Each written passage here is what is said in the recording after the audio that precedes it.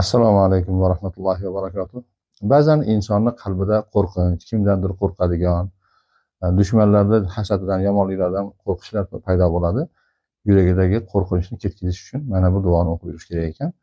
Bu duoni ko'p o'qigan kishini Alloh taolo yuragiga quvvat berar ekan, qalbidan qo'rqinchlarni chiqarib yuborar ekan va bu kishiga dushmanlik qilganlarni ko'ziga bu kishini haybatli qilib ko'rsatib, balkim dushmanlarni o'zini bu kishidan ko'rganda qo'rqadigan qilib qo'yar ekan. Bu qaysi duo? Bu quyidagi duodir. Bismillahirrohmanirrohim. Bismillahil vahidid dayyan, azimil batshi vas sulton, qahiriz zulmi vat tug'yan, kulla yawmin huwa fi shan.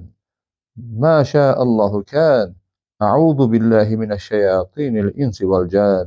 Qaytaraman. Bismillahil vahidid dayyan, azimil batshi vas sulton, qahiriz zulmi vat tug'yan, kulla yawmin huwa fi shan. Ma sha'allohu kan. A'udhu billahi minash shayatinil insi wal jan. Ma'nosi yagona va hisob qiluvchi, qudrati buyuk, hukmronlik egasi, zulm va tug'yonni yenguvchi Alloh taoloning nomi bilan. U har kuni yangi tadbir ustidadir. Alloh xohlagan narsa bo'ladi. Inson va jin shaytonlaridan Alloh taolodan panoh so'rayman. Alloh taolo dushmanlardan, yomonliklardan o'zi saqlasin. Allohning panohida bo'ling. Assalomu alaykum va rahmatullohi va barakatuh.